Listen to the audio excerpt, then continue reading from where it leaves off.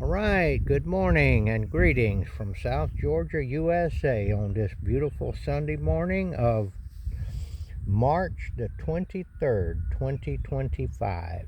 We are out here in the garden area and a miracle has happened. The persimmon seedlings have come up. I planted this row, I don't know how many, a couple of hundred seeds that we collected in the wild. And I'll point to it. There's one right there. You see, they're just coming up. And the beauty of putting a really tight string on these things is that you can make sure that you don't inadvertently destroy them. Look at that one there. That one there is just coming up. And I did rototill along the side of them, but I did not go too close to them. And here's one here coming up right there. See that little fella right there? Right there. So here's one coming up right there. And there's one, see, there's one that's out of the row just a little bit. See, there's the row. That's why we don't want to till too close to the string. So basically, this is a miracle of God. And seems like they'll be, no, there might be one. They'll be coming up and we'll be able to identify them before the grass takes over, and we will cultivate them a little bit just by hand at first, like this. That's all I'm gonna do. Just pushing the competition away from it. Now the persimmon trees are pretty vigorous. God made them so that they would be able to come up and fight their way up into the canopy. See, I've got these about 10 inches apart, and it looks like I did them about 10 inches, but I see two of them here, see? So sometimes I have them a little closer together. So we will let these grow here.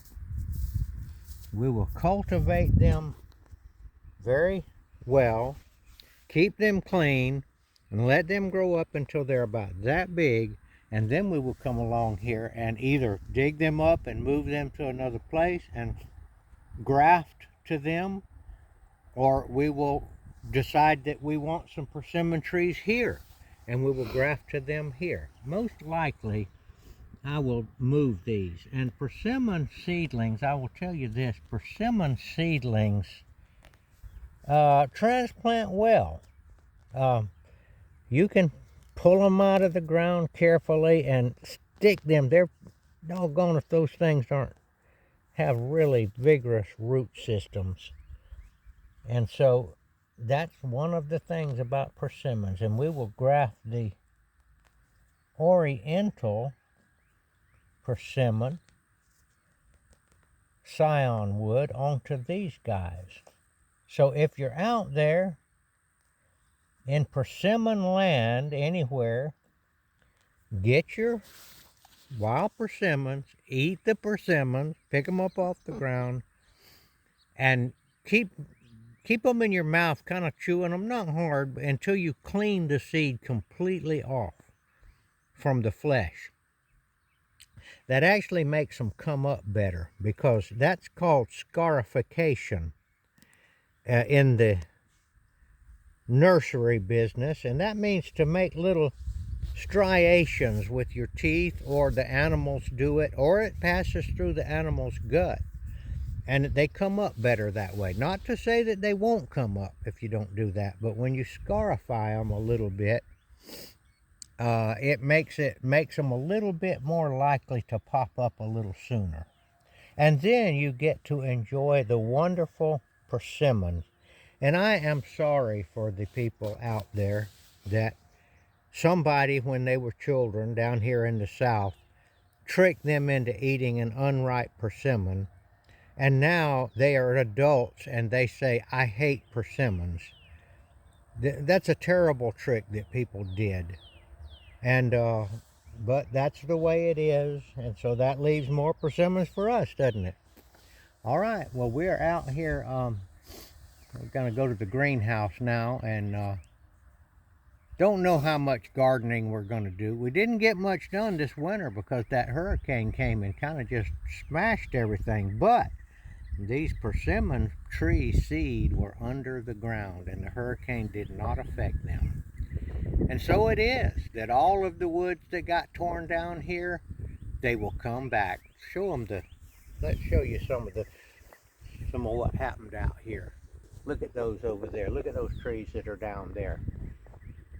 So all things work together for good for those that love God. We'll get firewood out of that. But another thing that did, it opened up the canopy, and new trees will come out. And the seeds are there. They won't go anywhere. All right, we'll put this up on the internet, and we thank you for watching, and please subscribe to the channel, and we will try to just show you what's going on out here. And one other thing, I would like to encourage you guys out there that have an idea that you would like to have a homestead and get out of the city. I would like to encourage you to do that. Don't be afraid. Fear not. Start looking around. Find you 5 acres, 2 acres, 1 acre. 1 acre is a gracious plenty.